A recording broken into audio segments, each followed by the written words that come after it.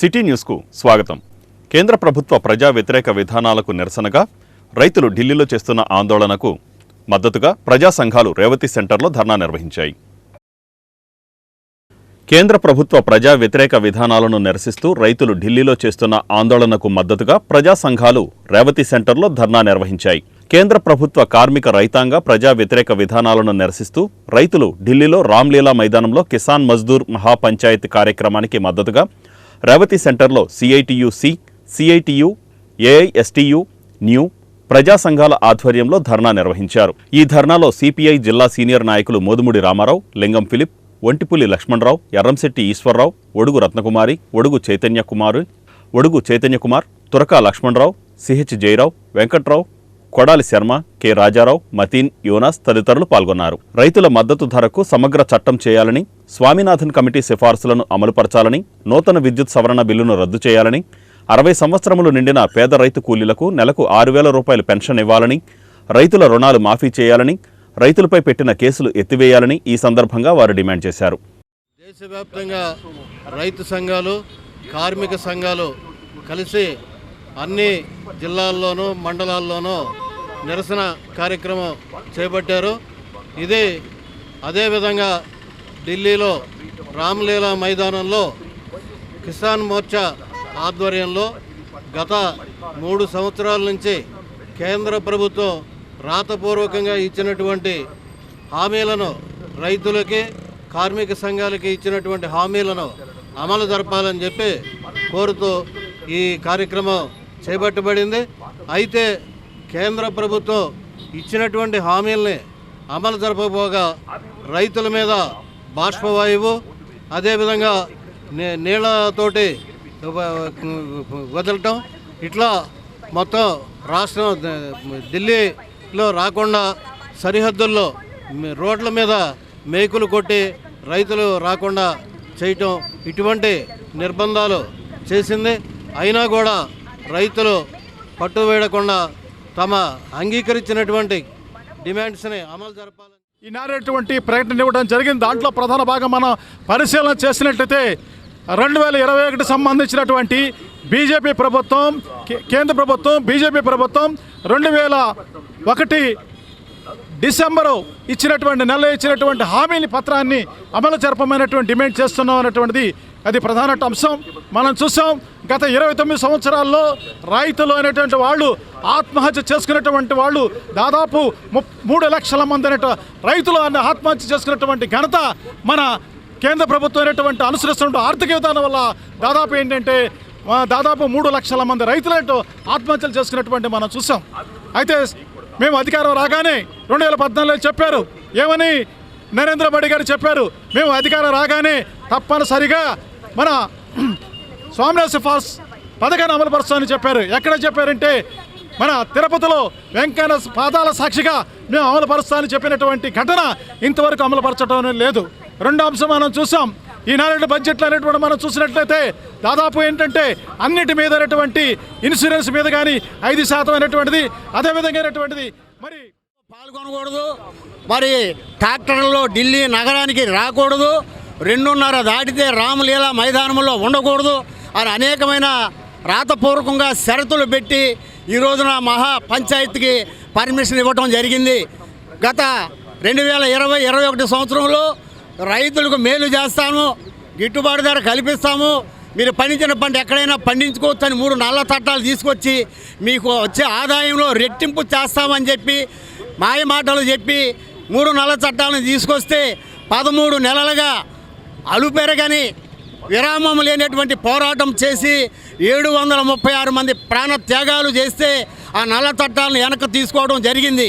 ఆ నల్ల చట్టాలను వెనక్కి తీసుకుని రాతపూర్వకంగా మరి అగ్రిమెంట్ రాసుకున్నారే కానీ రాసుకున్నటువంటి అమలు పరచడానికి మళ్ళీ ఇప్పుడు మరి ఆందోళన చేయాల్సినటువంటి పరిస్థితి. అటు కార్మికుల ఎడలు కూడా అలాగే ఎన్నో త్యాగాలు చేసి సాధించుకున్నటువంటి 44 కార్మిక చట్టాలను 4 లేబర్ కోడ్లుగా మార్చేసి కార్పొరేట్ యజమానులకు అనుకూలంగా 4 లేబర్ కోడ్లు మార్చేసింది.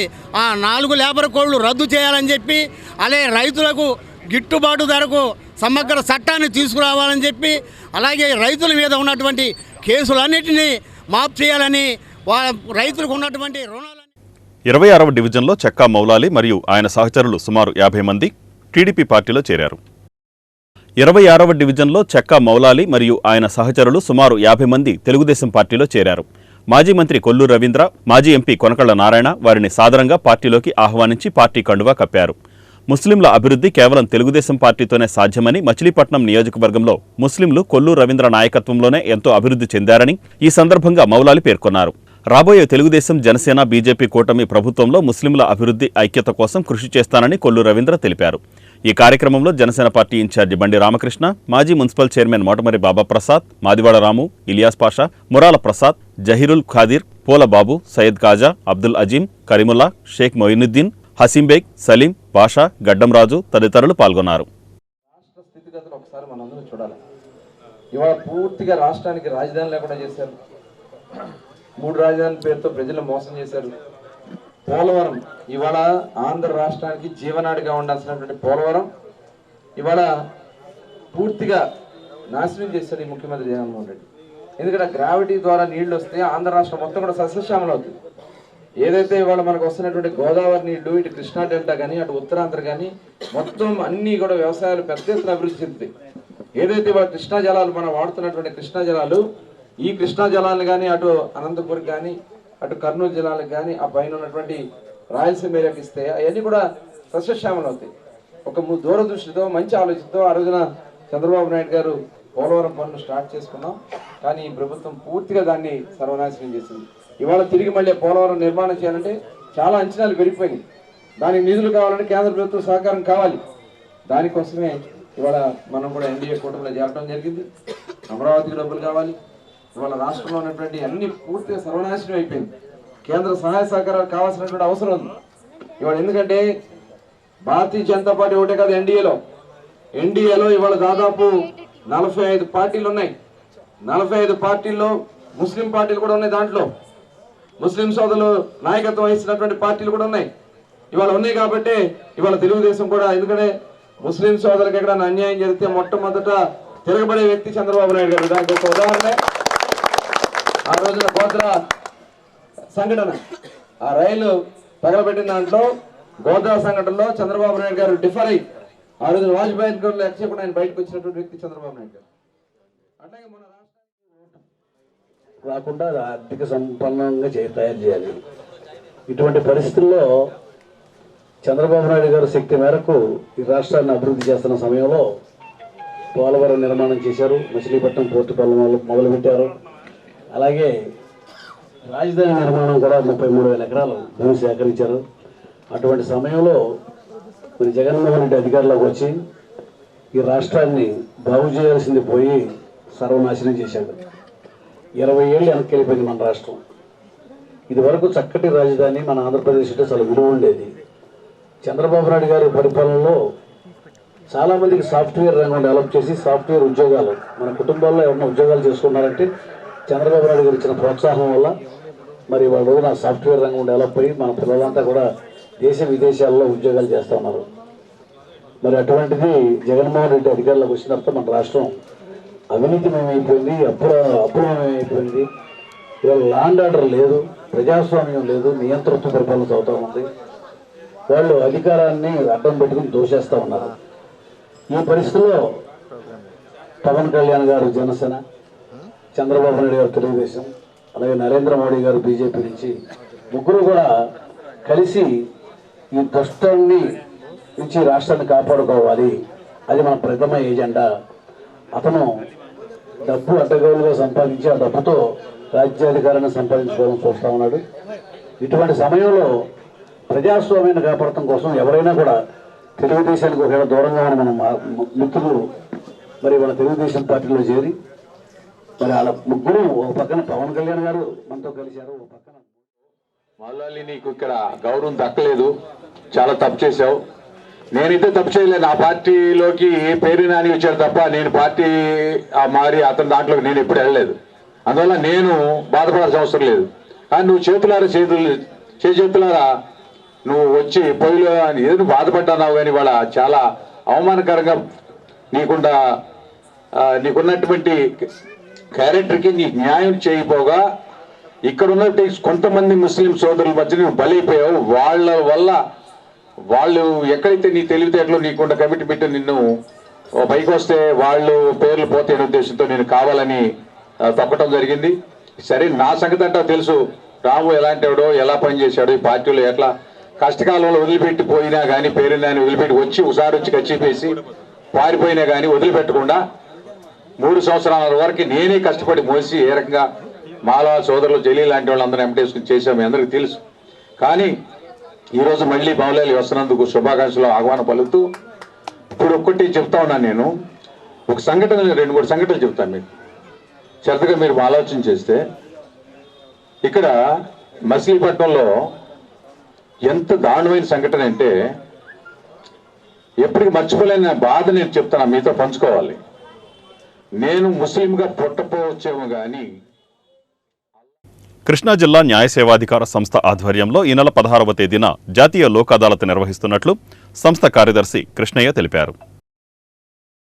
కృష్ణా జిల్లా న్యాయ సేవాధికార సంస్థ ఆధ్వర్యంలో ఈ నెల 16వ తేదీన జాతీయ లోక్ అదాలత్ నిర్వహిస్తున్నట్లు సంస్థ కార్యదర్శి కృష్ణయ్య తెలిపారు. కృష్ణా, ఎన్టీఆర్ జిల్లాలు మరియు ఏలూరు జిల్లాలోని నూజివీడు, కైకలూరు కోర్టులు పరిధిలో ఈ జాతీయ లోక్ అదాలత్ నిర్వహించబడుతుందని, కక్షిదారులు తమ లాయర్లను సంప్రదించి ఈ అవకాశాన్ని సద్వినియోగం చేసుకోవలసిందిగా ఆయన కోరారు. ఈ సందర్భంగా రాజీ పడదగిన క్రిమినల్ కేసులు, మోటారు వాహన ప్రమాద క్లెయిమ్లు మరియు అన్ని రకాల సివిల్ కేసులు రాజీ చేసుకోవచ్చునని ఆయన వివరించారు. జిల్లా మొత్తంగా దాదాపు 12,000 పెండింగ్ కేసులను రాజీ కొరకు గుర్తించడం జరిగిందని, అదేవిధంగా 8,000 ప్రీ లిటిగేషన్ కేసులను కూడా గుర్తించామన్నారు. మచిలీపట్నం, విజయవాడ, గుడివాడ, నూజివీడు, నందిగామ, అవనిగడ్డ, కైకలూరు, గన్నవరం, తిరువూరు, జగ్గైపేట, బంటుమిల్లి, మైలవరం, ఉయ్యూరు మరియు మవ్వ కోర్టుల ఆవరణలో మొత్తంగా 41 బెంచ్లను ఏర్పాటు చేయడం ద్వారా ఈ జాతీయ లోక్ అదాలత్ నిర్వహించబడుతుందని కృష్ణయ్య తెలిపారు. జాతీయ లోక్ అదాలత్ నిర్వహించడానికి నిర్ణయించడమైంది. ఈ లోక్ అదాలత్ మొదటగా మార్చి 9వ తారీఖున జరగవలసి ఉంది. కానీ దాన్ని 16/3/2024 పోస్ట్పోన్ అయింది. ఈ లోక్ అదాలత్ ద్వారా కృష్ణా జిల్లా, ఎన్టీఆర్ జిల్లా మరియు ఏలూరు జిల్లాలోని నూజివీడు, కైకలూరు కోర్టులో ఉన్నటువంటి పెండింగ్ కేసులను కక్షిదారులు ఈ లోక్ అదాలత్ ద్వారా పరిష్కరించుకోవడానికి అవకాశం కల్పించబడుతుంది. ఈ సందర్భంగా రాజీ పడదగినటువంటి క్రిమినల్ కేసులు, సివిల్ కేసులు, చెక్ బౌన్స్ కేసులు మరియు ఇతర తరహా కేసుల్ని ఈ లోక్ అదాలత్లో రాజీ చేసుకోవడానికి కక్షిదారులు వినియోగించుకోవాల్సిందిగా మేము కోరుతున్నాము. జిల్లా వ్యాప్తంగా దాదాపు 12,000 పెండింగ్ కేసులను ఈ లోక్ అదాలత్ ద్వారా పరిష్కరించుకోవడం కోసం ఐడెంటిఫై చేయటం జరిగింది. వాటి పరిష్కారానికి ప్రయత్నం చేస్తూ ఉన్నారు. మనము గతంలో అంటే 2023వ సంవత్సరంలో జరిగిన చివరి లోక్ అదాలత్ డిసెంబర్ నెలలో జరిగిన లోక్ అదాలత్లో మన జిల్లా నుంచి 2,900 పైచిలకు పెండింగ్ కేసులను లోక్ అదాలత్ ద్వారా పరిష్కరించడం జరిగింది. కాబట్టి ఈ అవకాశాన్ని కక్షిదారులు వినియోగించుకొని రేపు 16/3/2024 తేదీన జరగబోయే లోక్ అదాలత్లో జిల్లా వ్యాప్తంగా 41 బెంచీలని పరిష్కారం కోసం ఏర్పాటు చేయటం జరిగింది. కావున ఈ అవకాశాన్ని కక్షిదారులు వినియోగించుకొని తమ పెండింగ్ కేసులను పరిష్కరించుకోవడం ద్వారా వారికి సమయము అలాగే డబ్బు 2 ఆదా అవటమే కాకుండా మనశ్శాంతి కూడా కలుగుతుంది. ఈ విషయం అందరికీ తెలిసిందే. రాజీ మార్గమే రాజమార్గం అనేది. లోక్ అదాలత్ ద్వారా పరిష్కారం చేసుకున్న కేసులకి అప్పీల్ అనేది లేదు. కాబట్టి కక్షిదారులందరూ ఈ విషయాన్ని మచిలీపట్నం మండలంలో టీడీపీ, జనసేన శ్రేణులు వైసీపీలోకి భారీగా చేరారు. మచిలీపట్నం మండలంలో టీడీపీ, జనసేన శ్రేణులు వైసీపీలోకి భారీగా చేరారు. కొత్తపూడి గ్రామంలో 30 ఏళ్లుగా టీడీపీకి ఎన్నో సేవలందించిన కుటుంబం, టీడీపీ మాజీ సర్పంచ్ స్వర్గీయ పరింకాయల రామారావు కుటుంబ సభ్యులు టీడీపీ నుండి వైసీపీ నియోజకవర్గ ఇన్ఛార్జి పేర్ని కిట్టు సమక్షంలో వైసీపీలో చేరారు. దాదాపు 50 కుటుంబాలు మరియు ఎన్టీఆర్ అభిమానులు, జనసేన నాయకులు బుద్దాలపాలెం గ్రామ పంచాయతీకి సంబంధించిన దాదాపు 50 కుటుంబాలు మరియు ఎన్టీఆర్ అభిమానులు, జనసేన నాయకులు, బుద్దాలపాలెం గ్రామ పంచాయతీకి సంబంధించిన టీడీపీ నాయకులు ఈ సందర్భంగా వైసీపీలో చేరారు. వారందరికీ పేర్ని కిట్టు కండువా కప్పి పార్టీలోకి సాదరంగా ఆహ్వానించారు. ఎన్నో ఏళ్లుగా టీడీపీకి సేవలు అందించినా తమను నమ్ముకున్న ప్రజలకు ఒక్క ఇళ్ల పట్టా ఇప్పించుకోలేకపోయామని, వైసీపీ ప్రభుత్వంలో ప్రజలందరికీ ఇళ్ల పట్టాలు అందించుకోగలిగామని ఈ సందర్భంగా పార్టీలో చేరిన వారు తెలిపారు. జగన్, పేర్ని కిట్టు నాయకత్వాన్ని బలపరచడానికి వైసీపీలో చేరినట్లు వారు తెలిపారు. మీ బ్యానర్ల పక్కన జగన్మోహన్ రెడ్డి బ్యానర్ పెడితే మేము ఎప్పుడూ సిగ్గుపడం. వాళ్ళంటే ఎన్టీఆర్ గారి బ్యానర్ పెట్టగానే పాపం చింపి పారేస్తున్నారు. కానీ ఎన్టీఆర్ గారి బ్యానరు వైఎస్ఆర్ కాంగ్రెస్ పార్టీ రంగులతో నింపి కట్టండి, మేము ఆనందిస్తాం. ఎన్టీఆర్ గారి సినిమా కూడా మీతో పాటు ఎన్టీఆర్ గారి సినిమాలు ఫస్ట్ షో మీరు కూడా నాకు టికెట్ తీస్తే నేను కూడా మీతో పాటు కలిసి వస్తానని ఖచ్చితంగా ఈ సభాముఖంగా మీ తెలియజేస్తూ, యువకుల్ని తొక్కే పార్టీ ఒకవైపు ఉంటే యువకుల్ని ఎదిగించే పార్టీ ఒకవైపు ఉంది. దానికి ఉదాహరణ 27 కుర్రోడికి ఫస్ట్ ఇచ్చి చాలా ఇదిగా మీరు మా ప్రజల్ని కాపాడినందుకు నాకు చాలా హ్యాపీగా ఉంది. పార్టీలు వేరు, కానీ వాళ్ళకి జరిగిన న్యాయం బట్టి నేను చినకత్తుబుల్లో మాట ఇచ్చాను, ఆ మాట నిరూపించుకోలేకపోతున్నాను. ఈరోజు మాట ఇక్కడ నెరవేరింది కాబట్టి నేను వచ్చి మీ దగ్గర జాయిన్ అవుతున్నాను.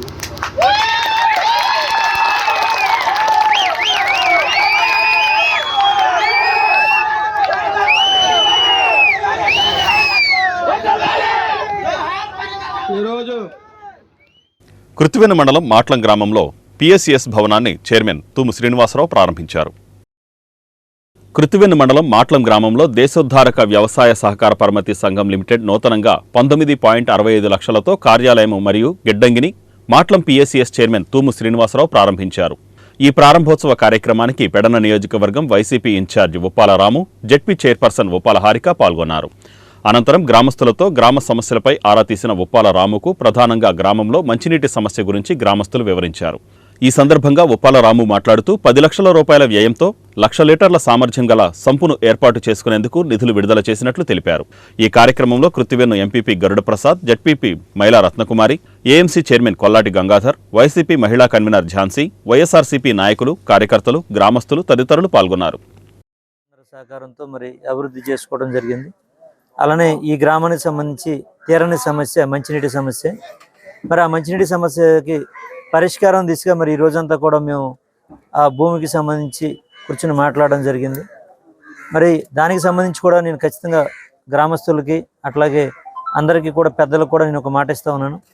ఖచ్చితంగా రేపు పొద్దున మనం అధికారంలోకి వచ్చిన వెంటనే 4 ఎకరాలు 3 ఎకరాలు ఖచ్చితంగా మనం గవర్నమెంట్ వైపు నుంచి కొనుగోలు చేయించి ఈ గ్రామానికి శాశ్వతమైన పరిష్కారం ఖచ్చితంగా మన ప్రభుత్వం వచ్చాక నేను చేస్తాను మీ అందరికి కూడా మాటిస్తూ, అలాగే ప్రస్తుతం అయితే మటుకు 1,00,000 లీటర్లకు సంబంధించి 10 లక్షల రూపాయల వ్యయంతో ఒక సంపుని మనం నిధులు కేటాయించాము.